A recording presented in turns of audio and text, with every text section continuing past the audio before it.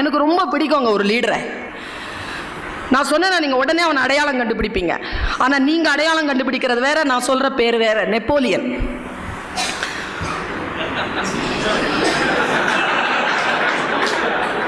நான் சொல்றது மாவீரன் நெப்போலியன்.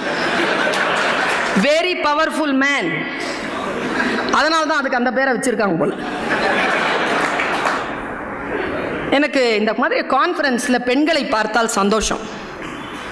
ஏனால் நெப்போலியன் என்று பேசினாலே அது மாவீரன் நெப்போலியனை பற்றி மட்டும்தான் இருக்க வேண்டும் என்றால் அந்த கூட்டத்தில் பெண்கள் இருக்க வேண்டும். அதனால் நான் அவர்களை முன்வைத்து இந்த வார்த்தையை சொல்ல எனக்கு ரொம்ப பிடிக்குங்க. அந்த லீடர் என்ன லீடருங்க அவன். நான் போயிருந்தேங்க, பிரான்ஸ் போயிருந்தேன். 4 அடிங்க, 9th ஸ்டாண்டர்ட் பாய் மாதிரி இருக்கிற அவனுடைய ட்ரெஸ் வந்து அந்த வர்சைல் அவனுடைய அரண்மனைக்குள்ள இருந்தது. என்ன லீடர்ஷிப்! ஒரு போர் வீரனாக, அதுவும் அந்த தாய்நாட்டுக்குரியவன் இல்லை அவன், ஒரு போர் வீரனாக ஜாயின் பண்றாங்க. 17 வயசுல, 25-26 வயசுல அவன் வந்து அந்த நாட்டுக்கு பேரரசன். என்ன குவாலிட்டி இருந்ததுங்க அவன்கிட்ட! என்ன அலர்ட் தெரியுமா அவன்! Is very alert, very alert. நீங்கள் யூடியூப்பில் பார்க்கலாம். நான் எப்போவுமே ஜனவரி 1 என் டைரியை எடுத்து நான் ஃபஸ்ட்டு எழுதுறது அவன் சொன்ன வாசகம்தான். அவன் எனக்கு சொல்லிட்டு போன வாசகம். முடிந்தால் அதை உங்களுக்கு புரிந்தால் நீங்களும் அதை எடுத்துக்கொள்ளுங்கள். அவனுக்கு நீச்சல் தெரியாது. நீச்சல் தெரியாதே, உனக்கு நீச்சல் கற்றுக்கொள்ளலாம் இல்லையா என்று கேட்டார்கள். அதற்கு அவன் சொன்ன பதில் தான் என் டைரியின் முதல் வாசகம். நான் சுறாக்கள் இல்லாத ஆழ்கடலில் நீச்சல் பழகுவதில்லை. என்ன சொல்லுங்க இது! என்ன சொல்லுது! நீச்சல் தெரியாதுங்க, பழகணும். கடல்ல தான் பழகுவானா, ஆழ்கடல்ல தான் பழகுவானா. பழகும் போது சொரா இருக்கணுமா? எப்போ சொல். அவன் அப்படிதான் வாழ்ந்தான். நான் போயிருந்தேன், அவனுடைய சமாதியை பார்க்க போயிருந்தேன். சீன் நதிக்கரையில் நான் புதைக்கப்பட வேண்டும் என்று சொன்னான். சீன் நதிக்கரை அவனுக்கு ரொம்ப பிடிக்கும். போயிருந்தேன். நேராக போய் பார்த்தா பெரிய பியானோ மாதிரி வச்சிருக்கிறான் அவனுடைய அஸ்தியை. பார்த்துட்டு மேலே போய் பார்த்தேன். கீழே போய் பார்க்கணுன்னா கீழே போய் கூப்பிட்டுட்டு போனேன். அங்கே போய் பார்த்தேன். நான் சொன்னேன், கீழே இவ்வளோ பிரம்மாண்டமாக தெரியுது, ஏன் முதல்ல மேலே கூட்டிகிட்டு போய் கீழே கூப்பிட்டு வந்தீங்கன்னு. அதுக்கு அந்த கைட் சொன்ன பதில் என்ன தெரியுமா? எங்கள் தலைவனை, எங்கள் நாட்டின் பேரரசனை நீங்கள் சமாதி நிலையில் பார்க்க வேண்டும் என்றாலும் முதலில் தலை வணங்கித்தான் பார்க்க வேண்டும், பிறகு நேராக பார்த்து கொள்ளலாம் என்று சொன்னார். லீடர்ஷிப்புங்க. ஒரு மனதிலே நான் சொல்கிறேன், இதோ உங்களுடைய முருகானந்தம் டிஸ்ட்ரிக்ட் கவர்னராக இருக்கிறார். எனக்கு தெரியாது, நான் எப்பவுமே சொல்றது வழக்கம், எலெக்ஷனுக்கு எவ்வளோ செலவு பண்றீங்க எப்போ, அதுவும் கவர்னர் எலெக்ஷனுக்கு. இங்க எப்படின்னு எனக்கு தெரியாதுங்க.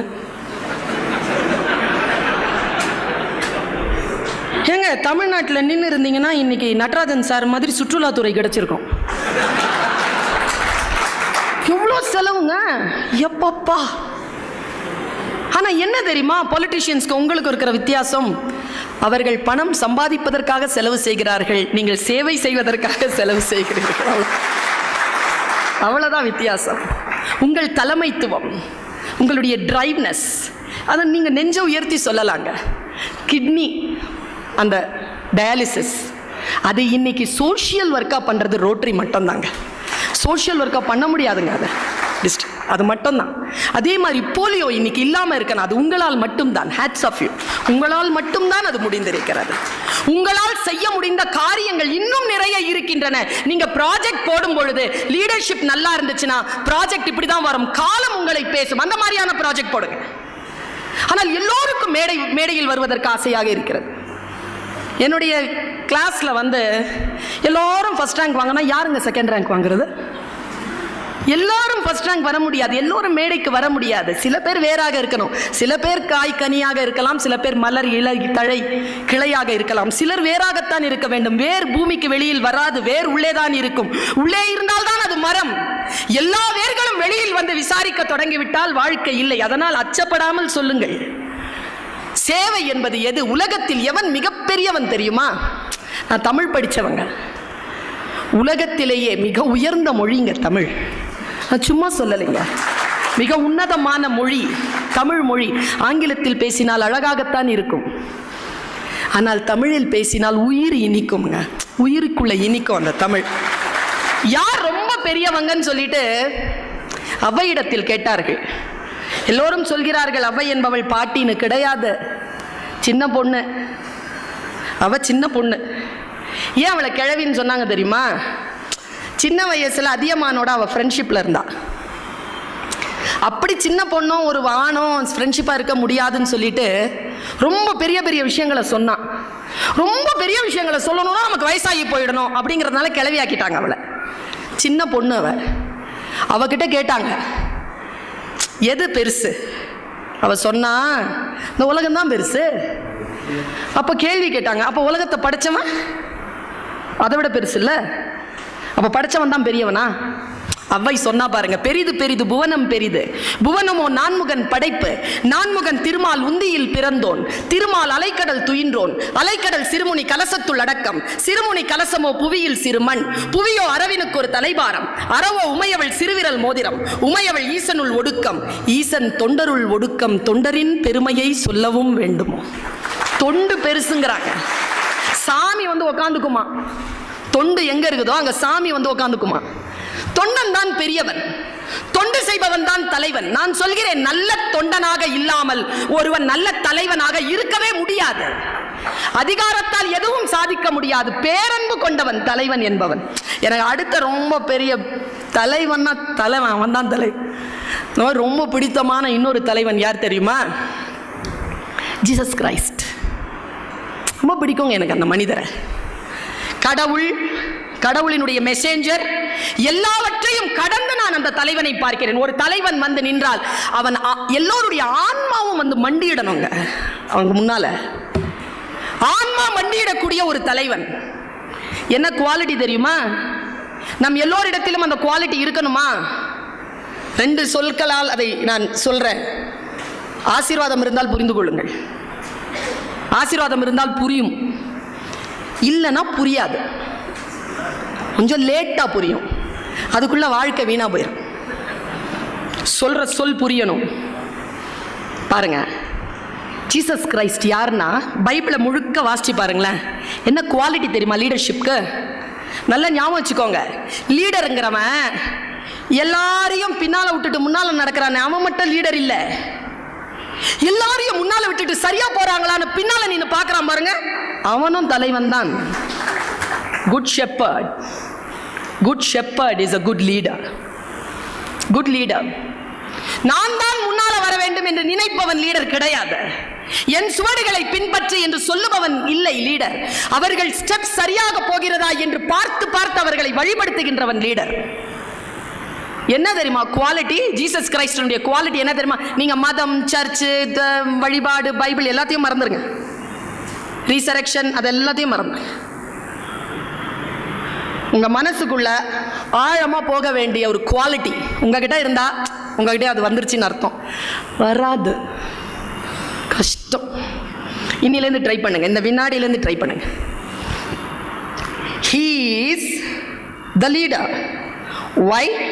He is having the quality of the mankind. What is the quality?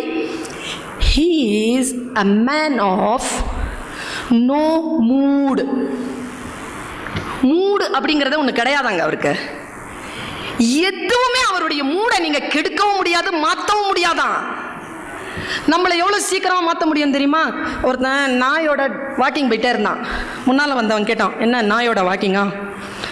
எப்படி தெரியுது? ஏன் சார் நீங்க டென்ஷன் ஆகுறீங்க? நான் உங்ககிட்ட கேட்கலையே, நாய் கிட்ட கேட்டேன். முடிஞ்சு போச்சா? அந்த நாய் சாயந்தரம் வரைக்கும் கடிச்சுக்கிட்டே இருக்கும் நம்மள. மூடு இப்படி கெடுத்துடுறாங்களே. என்ன மேடம் நல்லா பேசுவீங்கன்னு பார்த்தா சுமாரா பேசுனீங்க, முடிஞ்சு போச்சு சாயந்தரம் வரைக்கும். என் மூடு இப்படி கெட்டுறது. யார் தெரியுமா தலைவன்? மூடே கிடையாதுங்க. அதனால்தான் ஆன்மா வந்தால் அவனிடத்தில் மண்டி. நான் ஒன்று கேட்குறேன், ஏன் கொடைக்கானலை செலக்ட் பண்ணீங்க கன்வென்ஷனுக்கு? ஏன் வத்தலை குண்டு நல்லா தானே இருக்குது? ஏன் திண்டுக்கலுக்கு என்ன குறை? ஏன்னா மலை அப்படின்னா 2 பாயிண்ட். 1, அது குளிர்ச்சியானது. 2, அது அமைதியாக இருக்கிறது. ஒண்ணா இல்லைங்க, நாமும் குளிர்ச்சியாகவும் அமைதியாகவும் இருந்தால் எல்லோரும் நம்மை நோக்கி வருவார்கள். அவ்வளவுதான். ஆழமான ஒரு சொல் சொல்கிறேன். ஒரு நாள் ஆட்டோல எனக்கு இந்த சொல் ரொம்ப பிடிக்குங்க. உங்களில் எத்தனை பேருக்கு இந்த சொல் பிடிக்கும்னு தெரியல. எனக்கு வெறுப்பான சொல் மட்டும்தான் வந்து உடனே தொடுது. ஆழமான புத்தி சார்ந்த சொல் தொடுறதில்லை. நம்மளை கடந்து போயிடுறோம். பாருங்களேன், இன்னிலிருந்து இன்னொரு சொல்லையும் உங்க டைரியில் எழுதி வச்சுக்கோங்க. தலைவன் அப்படின்னா யாருன்னா குரு. குரு அவன் வழி காட்டுவான், வாழ்ந்து காட்டுவான். குரு. ஆட்டோ பின்னால் எழுதியிருந்துச்சுங்க ஒரு சொல். எனக்கு ஆடி போயிட்டேன் நான் அந்த சொல்ல கேட்டு. முடிஞ்சா புரிஞ்சுக்கோங்க. அடங்கிய மனமே குரு. மனசு அடங்கி இருந்தா அவன் தான் குரு. உங்க மனசு அடங்கி இருந்தா உங்களுக்கு அது குரு. உங்களுக்கு யார் குருனா, யார் மனம் அடங்கி இருக்கிறார்களோ அவர்கள் குரு. மனம் அடங்கி இருக்க வேண்டும். என்ன என்ன ஏது ஏது என்ற அலைச்சலாக இருக்கக்கூடியவர்கள் தலைமை நிலையில் இருக்கக்கூடியவர்கள் அல்ல. அவர்கள் வெறும் அதிகாரிகள், அதிகாரம் படைத்தவர்கள். அதிகாரத்தால் ஒன்றுமே சாதிக்க முடியாது என்பதற்குத்தான் நான் சிங்கக்கதையை சொன்னேன். அன்பினால் தான் சாதிக்க முடியும். யார் நல்ல தலைவன் என்றால் யாரிடத்தில் அன்பு பெருக்கெடுக்கிறதோ அவன் தலைவன். நான் இன்னைக்கு காலையில் சன் டிவியில் பேசினேன்.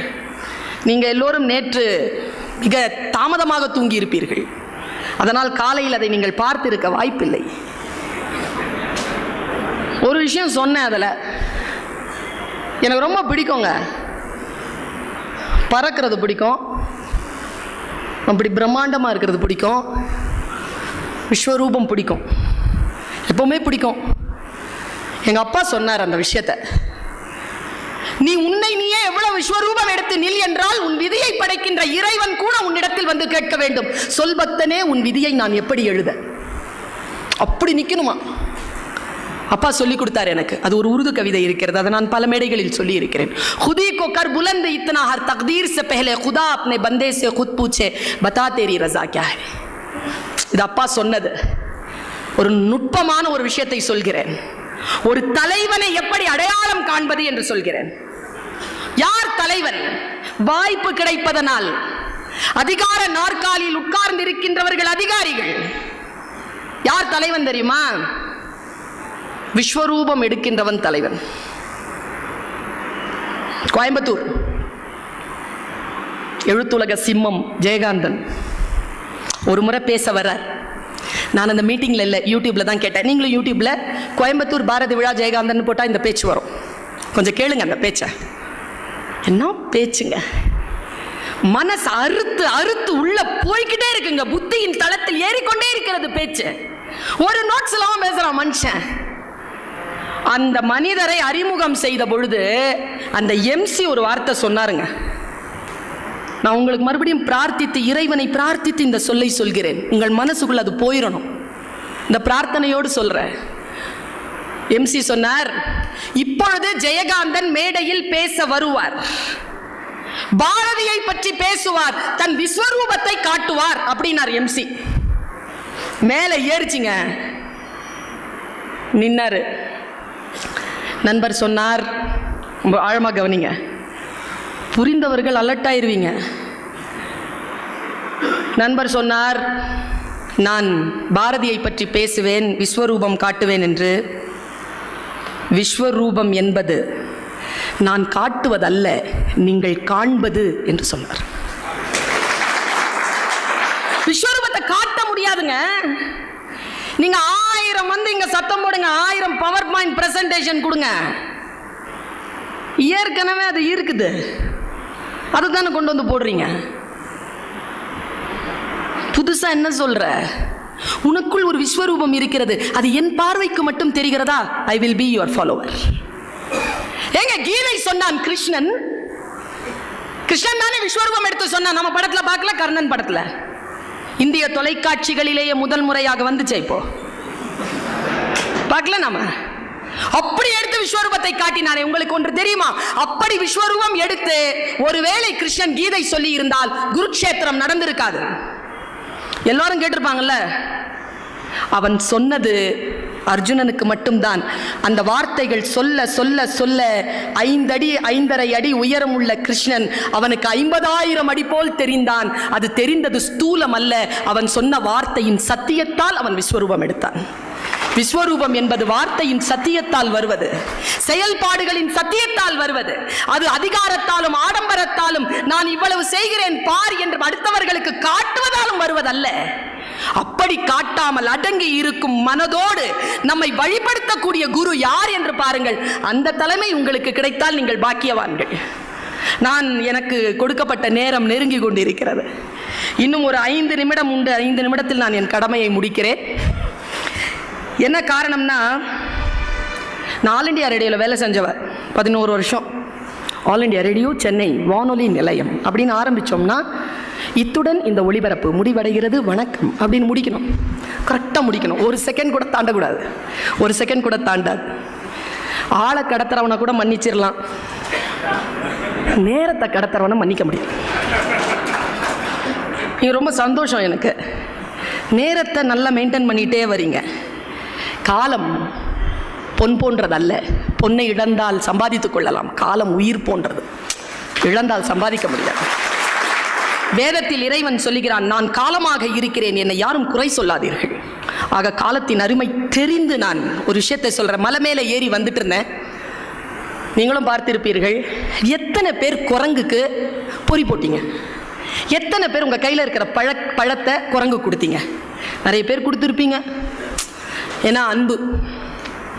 ஒருத்தர் சொன்னாருங்க, மலை ஏறுகின்ற பொழுது, சுற்றுலா இடங்களுக்கு போகின்ற பொழுது குரங்குகளுக்கு எதையும் கொடுக்காதீர்கள். ஏன் என்றால், குரங்குகளின் இயற்கை இயல்பு மாறி போகிறது. அவை மரம் ஏறுவதோ தானாக உழைத்து பழம் பறித்து சாப்பிடுவதோ தெரியாமல் மனிதர்களைப் போல சுற்றுலாக்களின் முன்னால் அவர்கள் கையேன் பிச்சை எடுக்கிறார்கள். பார்த்திருக்கிறீர்களா? நாம் அன்பு என்கின்ற பெயரிலே செய்யக்கூடியது எல்லாம் பல நேரங்களில் அநியாயமாக இருக்கிறது. இதை ஒரு தலைவன் சொல்லித்தர வேண்டாமா? யாரோ சொல்லி தந்தா தானே தெரியுது. ரொம்ப பசியோட ஒருத்தன் வந்தான், ஒரு ஆள் வேர்க்கடலை சாப்பிட்டே இருந்தாரு, மயங்கி விழற மாதிரி இருந்தான், கைப்பிடிச்சு உட்கார வச்சாரு. பசியான்னு கேட்டார். ஆமா, நான் ஒரு பிடி கடலை கொடுத்தார். கடலை சாப்பிட்டு அவரை பார்த்தான். ரொம்ப நன்றி, கொஞ்சம் தண்ணி கிடைக்குமா என்றான். தண்ணீர் அதோ பைப்பில் வருது, போய் குடிச்சுக்கோன்னார் அவர். தண்ணீரையும் எடுத்து கொடுக்காம முட்டாள். பசிக்கு சோறிடுதல் புண்ணியம், அவனை சோம்பேறி ஆக்காமல் பார்த்து கொள்ளுதல் டபுள் புண்ணியம். ரொம்ப உறுதியா இருக்கணும் நாம இந்த விஷயங்கள்ல. பல நேரங்கள்ல நமக்கு தெரிய மாட்டேங்குதுங்க. அன்பு என்கின்ற பெயரினால் இதுதான் சேவை என்கின்ற. நான் சொல்லுகிறேன், ஒவ்வொரு சமூகமும் தன் கடமையை சரியாக செய்கின்ற பொழுது சேவைக்கு வேலையே இருக்காதுங்க. கடமை தவறுகின்ற சமூகத்திற்கு தானே சேவை தேவைப்படுகிறது. யோசித்து பார்த்தால் ஒரு பேருண்மை தெரிகிறது. கடமையை செய்தல், கடமையை செய்தல் என்பது என்ன? நான் இந்த ஒரு செய்தியோடு நிறைவு செய்கிறேன். எது தொண்டு? மிகப்பெரிய சமூக தொண்டு தெரியும். என்ன தெரியுமா? ஒருத்தன் யோகா பண்ணிட்டே இருந்தானா, அவன் நேரம் அந்த குரு கிட்ட கேட்டான், சுவாமிஜி நான் யோகா செஞ்சா சந்தோஷமா இருப்பேனா? சுவாமிஜி சொன்னார், நீ கரெக்டாக யோகா பண்றன்னா உன்னை சுற்றி இருக்கிறவங்க சந்தோஷமா இருப்பாங்க. இவ்வளவுதான். யோகம் என்பது வேறு ஒன்றும் இல்லை, கடமையை செய்வது. தியானம் என்பது வேறு ஒன்றும் இல்லை, கவனத்தை சிதறடிக்காமல் அந்த வேலையில் முழுமையாக இருப்பது. இப்போ கூட நான் பேசிட்டு இருக்கிறேன், நான் பேசுறதை கேட்காம நிறைய பேர் வீடியோ பிடிச்சிட்டு இருக்காங்க, யாருக்காவது போட்டு காட்டுறதுக்கு. பேச்சை முழுமையாக கேட்டல். அந்த வினாடியில வேதாத்திரி மகரிஷி சொல்கிறார், தியானம் என்பது நீ சமைக்கின்ற பொழுது உப்பை போடுகிறாயா, உப்பை போடுகின்ற பொழுது இருக்கும் உன் மனநிலைக்கு பெயர் தான் தியானம். இதை விட என்னங்க விளக்கம்? புரிந்தவர்கள் பாக்கியசாலிகள். அந்த வினாடியில கவனம் சிதறினால் உணவு கெட்டு போகும், அளவு மாறி போகும். அந்த அந்த கடமையை செய்தல். நான் ஒரு செய்தியோடு நிறைவு செய்கிறேன். சமீபத்தில் சில விஷயங்கள் படித்தேன். எது ரொம்ப ஆழமா இருக்குமோ மனசுல, எது ரொம்ப ஆத்மாவை தாக்குமோ அதை நான் சொல்வது வழக்கம். பர்வீன் சுல்தானா பேசுறேன்னா, கேமரா ஒன்று இருக்குல்ல மைண்ட்ல, அதை ஆன் பண்ணுங்க. பல நேரங்களில் நம்ம அந்த கேமராவை ஆஃப் பண்ணி வச்சிருக்கோம், அதான் வாழ்க்கையில் முன்னேறாமல் இருக்கிறோம். எவனோ ஒருத்தன் கற்பனையில் காட்டியதை மட்டும் நாம் பார்த்து கொண்டிருக்கிறோம். நம் கற்பனைக்கு இடமில்லாமல் போய்விட்டது. கற்பனைக்கு இடமில்லாமல் போகின்ற சமூகம், அவங்க சொன்ன மாதிரி குட்டை நீர் தான். கற்பனை வளர வேண்டும். Imagination is more then knowledge. Einstein சொன்னது. கற்பனை. உங்கள் மைண்டில் ஒன்று இருக்குது, ஆன் பண்ணுங்க, கேமரா ஆன் பண்ணுங்க. இப்போ நான் தெரியக்கூடாது, உங்கள் கேமரா தான் ஆனில் இருக்கணும். 2 நிமிஷம். ஒரு பொட்டல் காடு, ஓரத்தில் ஒரு மரம், அதை தாண்டி ஒரு காடு. பொட்டல் நிலம், ஒற்றை மரம், அதை தாண்டி காடு. ஒரு மான் ஓடிக்கொண்டிருக்கிறது. தட்டு தடுமாறி ஓடுகிறது மான், பதட்டத்தோடு ஓடுகிறது மான், அப்பப்ப திரும்பி திரும்பி பார்த்து கொண்டு ஓடுகிறது மான். கேமராவை கொஞ்சம் திருப்புறோம், எதை பார்க்குதுன்னு. அங்கே ஒரு வேடன் அம்பை குறி வைத்துக் கொண்டிருக்கிறான். அந்த மானை குறிவைத்துக் கொண்டிருக்கிறான் ஒரு வேடன். அதிலே அகப்பட்டு விடக் கூடாது என்று பதறி பதறி ஓடுகின்ற மான் அந்த ஒற்றை மர நிழலில் கொஞ்சம் ஆசுவாசப்படுவதற்காக நிற்கிறது. அதன் கால்கள் விதிர்விதிர்த்துக் கொண்டிருக்கின்றன. இதோ கொஞ்ச நேரத்தில் காற்றுக்குள் நுழைந்து விட்டால் வேடனிடம் இருந்து தப்பித்து விடலாம் என்று காட்டை பார்க்கிறது. காடு தீப்பிடித்து எரிகிறது. என்ன செய்வது என்ற பயத்தோடு திரும்பி பார்க்கிறது. அப்பொழுது காட்டிலிருந்து புறப்பட்டு வந்த ஒரு புலி மானை பார்த்து கொண்டு நிற்கிறது. என்ன செய்வது என்று தெரியாமல் இந்த பக்கம் போகலாம் என்று இடது பக்கம் திரும்பினால் எந்த மிருகத்திற்கும் பிடிக்காத வானத்திலிருந்து பேர் இடி கேட்கிறது. அந்த வினாடியில் அது காலெல்லாம் நடுங்க யோசிக்கிறது. அதனால் அடுத்த அடி எடுத்து வைக்க முடியவில்லை. காரணம், அது பிரசவ வலியில் இருக்கிறது. இவ்வளவு சூழல். அப்பொழுது அது தன் ஆன்மாவிடம் பேசுகிறது. நான் என்ன செய்ய? ஆன்மா அதனிடத்தில் கேட்கிறது, ஏ மானே, திரும்பி வேடனிடத்தில் போய் அடிபட்டு சாக போகிறாயா? எரிகின்ற காட்டிலே போய் சாக போகிறாயா? அல்லது புலிக்கு இரையாக போகிறாயா? அல்லது இடிக்கு சிதைய போகிறாயா? என்ன செய்ய போகிறாய்? எதுவும் செய்யாத. இப்பொழுது இந்த வினாடியில் இயற்கை உனக்கு ஒரு கடமையை கொடுத்திருக்கிறது. அந்த கடமை இந்த குட்டியை ஈனுவது. அதை மட்டும் செய் என்று ஆன்மா கட்டளையிடுகிறது. அந்த ஆன்மாவின் கட்டளைக்கு அடிபணிந்த அந்த மான் எல்லா பேராபத்துகளையும் மறந்துவிட்டு குட்டியை ஈனுவதில் தன்னுடைய கவனத்தை செலுத்துகிறது. குட்டி ஈனக்கூடிய அந்த சூழலை வேடன் பார்க்கிறான். குட்டி இதோ பிறந்துவிட போகிறது என்கின்ற நிலையில் வேடன் கொஞ்சம் அந்த பக்கம் திரும்பி பார்க்கிறான். அங்கே ஒரு புலி நிற்கிறது. இந்த பிரசவ வாடைக்கு புலி வந்துவிடக் கூடாதே என்று மனம் ஏதோ ஒன்று செய்ய தன் அம்பை சரியாக புலியிடத்தில் திருப்புகிறான் வேடன். புலியை அடிக்கிறான். தன் மீது அம்பு பாய்ந்த போது தன்னை அடித்த வேடனை துரத்துகிறது புலி. 2 ஆபத்து காலி. இடி இடித்ததில்லையா? அந்த வினாடியில் பெரும் மழையாக பெய்து காட்டிலே இருக்கக்கூடிய தீ அடைகிறது. இது கதை. சொல்லும் நீதி என்ன தெரியுமா? நீ உன் கடமையை முழுமையாக செய்தால் உன்னை சுற்றி இருக்கக்கூடிய பேராபத்துகளை இயற்கை பார்த்து கொள்ளும் என்கின்ற ஆழம். நம் மனம்தான் நமக்கு குரு, நம் மனம்தான் நமக்கு தலைமை. இந்த தலைமை சரியாக இருந்தால் சுற்றுச்சூழலும் சமூக தொண்டும் மிக சீரிய அளவில் இருக்கும். நல்ல தலைவர்களை உங்கள் மனதை அடையாளம் கண்டு கொள்ளுங்கள். அதுதான் நமக்கான ஆசீர்வாதம் என்று சொல்லிவிட்டு வாய்ப்பளித்தமைக்கு நன்றி பாராட்டி விடைபெறுகிறேன். நன்றி.